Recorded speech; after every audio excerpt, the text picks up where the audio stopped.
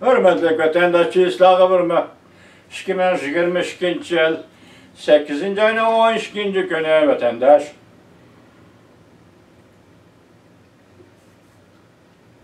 Yukarıda leksiyemizi aldınız.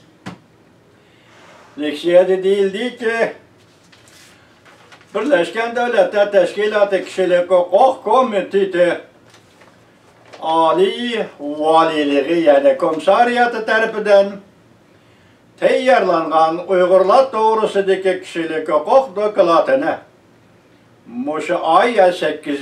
ay içinde ilan kılıdığan buldu. Bu haber Amerika Ovoz Radyosu'da Xitay Tili programımızda ilan kılındı. Hazır sizlerge yetkizdik. Rahmet Birleşken Devletler Teşkilatı katibi görüşürüz. Rahmet Birleşken Devletler Teşkilatı Kişilik Hukuk Komiteti'nin yukarı dereceli valisi Michel Bachelet Hanım. Siz ayak bastınız. Mustamlike Uyguristan'a ayak bastınız. Görüp geldiniz Ürümçi ve Kaşgar iki şehirne fakat. Başka joyları sizin bir işiniz ruhsat kılmadı. Nezarband kılıngan Uygurlar ile görüşüşünüz ruhsat kılınmadı. Hatta Koçkoylarda uçrap kalan Uygurlar ile mi görüşüş ruhsat kılınmadı. Mana bu diktatora. Mana bu zaman zorballarının hakikatke devamlık alda zorballık kılışının ölgüsü. Yani çünkü Kompartiyası tiklevatkan ölge. Zorballık Uyguristan'da, Mustamlika Uyguristan'da 101 vatkan, yolga koyuluvatkan Xitay zorballığının ölgüsü. Dünya aldığı ölgü oldu bu selbi cihette. Birleşken Devletler Teşkilatı aldığı ölgü oldu bu selbi cihette Xitay'ın zorballığı. Siz vazifeden ayrılıştın burun, bu dokulatını ilan kılıman halkara cemiyetke degen ediniz. Vadiniz tuturdunuz, ilan kılıman dediniz. Michel Bachelet Hanım, sizge Uygur halkı rahmet eytidim. Şahsen ben rahmet eytimem. Bunun burun bu birli biz Uygur halkının hem kişilik hukuk teşkilatlarının şundak talep koyganlığıyla emez. Ben başta ettim, bu yıl 1. ayının 19. günü Amerika Koşmuş Ştatları Devlet Meclisi McCauvern, Avam Palata Azası McCauvern başçılığında 2 nefer Devlet Meclisi'nin 2 nefer azası Michel Bachelet şanısıga xat yollap bu dokulatını ilan kılışını, ilan kılgandı mı burunrak ilan kılışını talep kılgan idi. Meyle kandak bolsun, bugün endi şu talepki yarışa Birleşken Devletler Teşkilatı'nın Kişilik Hukuk Komiteti ve Michel Bachelet yukarı dereceli valinin işhanesi bu dokulatını ilan kılıdığallığını uftırış kıldı degendek. Biz Amerika Ovoz Radyosu'nun Xitay Tili programımızdan haber tapdık. Bugün vatandaşları yetkizdik. Rahmet Michel Bachelet Hanım. Rahmet Birleşken Devletler Teşkilatı'nın katibi Götürüz efendim. Rahmet Amerika Koşmuş Ştatları Devlet Meclisi. Çünkü bu biz başta eğitip geliyoruz. 72 yıllık hükümranlık, mustamlika hükümranlık, Uyguristan'ın Xitay'ın hükümranlığı aslında gobernatörlük. Yani gobernatörlük bu mustamlika degen gap. Mustamlika degen sözün manası ham eşya bazısı degenlikte.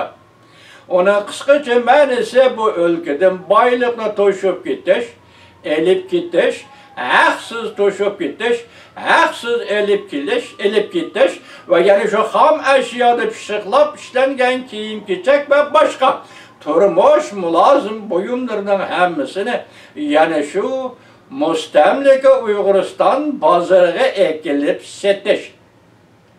Demek oturdu pişiklap işleş, yana kaytırıp ekilip şu pazarda setiş.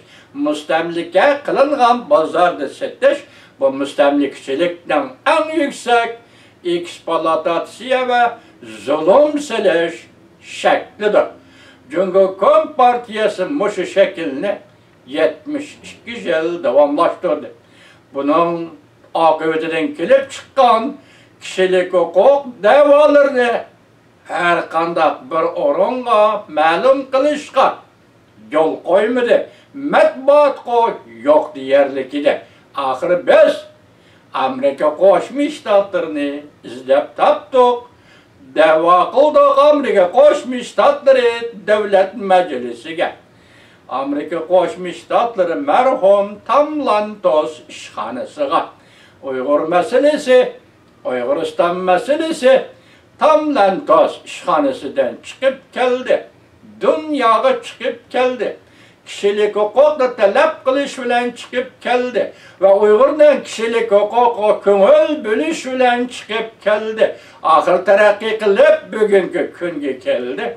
Endi Birleşken Devletler Teşkilatı bu dokladni Uyg'urlar to'g'risida tayyorlangan dokladni e'lon qiladiganlar bo'lsa, buning qanday natija berishidan qat'iy nazar Uyg'urlarning endi siyosiy hayotiga ko'ngil bo'lish boshlandı degan gap. Hurmatli vatandosh, har qanday ishning tartibi bo'ladi, muayyan vaqt, zaman cheki bo'ladi ve muayyan bosqichi bo'ladi ve hal qilg'ish davrlari bo'ladi.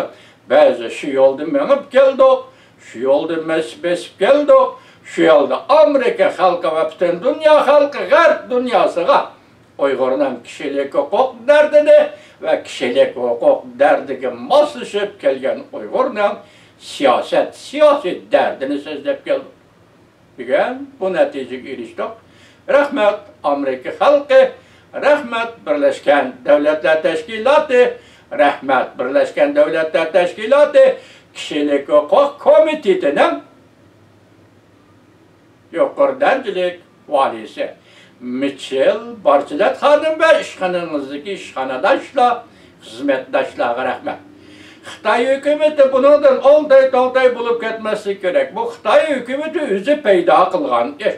Faqat xalqaro jamiyat Xitoy odamgarchiligi mushunchalik, Xitoyning kişilik huquqi ko'ngil bilishi mushunchalik, Xitoyning o'zining hukmronligidagi yoki mustamlik hukmronligidagi xalqlarga ko'ngil bilishi mushunchalik ekan deydi dunyo jakarlaydi.